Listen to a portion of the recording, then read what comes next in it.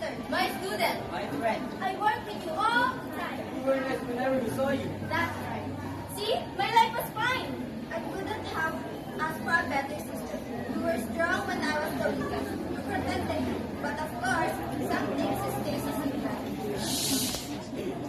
You're the student, Alona. Why then, in respect of what I thought, we shared the same opinions, or at least that's what I thought.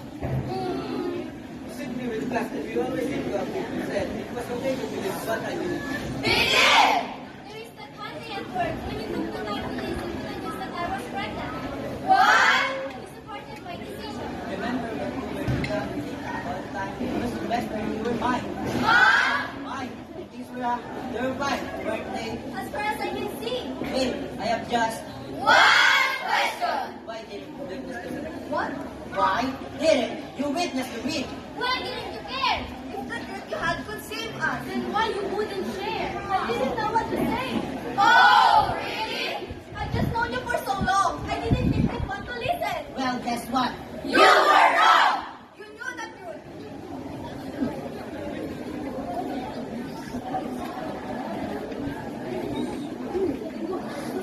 You didn't better. You didn't hurt us! You only made me suppose, huh? How could you do this? What have I done? I thought you were a Christian. Sometimes you even went to church, but you never tried to bring me. It's not like what I have heard. I couldn't stand the thought of church. I thought Christian arguments were fake. I didn't know that was true. That something textbooks don't teach. So your gospel was true? Jesus really was the Savior? I thought Muhammad was a great prophet. Is Jesus greater?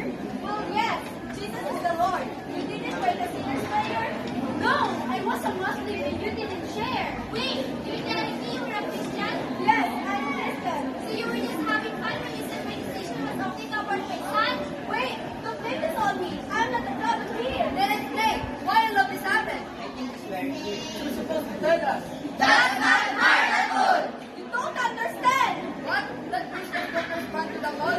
You were my sister. You could have shared on that and died for me. I guess you don't find them important like the blood of the family.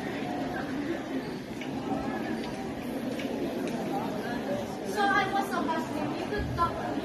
What is that scary? I figured that someone else might do it. That person was supposed to be you. You! You know what? People like you are the reason why I'm deaf. Don't lose your body to me. This just is weakness. Because I know that, why don't you practice what you preach? I can't business the insulated murder. I don't. Then why would you have me? You were supposed to have the second. Yet you wanted me to money me. I was your best friend. You still have nothing to say. Sorry, it wasn't easy. Why? Because I was gay? Huh? Get me wrong. I know I could have changed this, but I didn't want to accept the truth. I didn't want to have to dedicate my life. I just wanted to be like all of you. Is that why you became a Christian? So you might not have to burn in hell? Well, your little disguise didn't work. It is part of the story of God.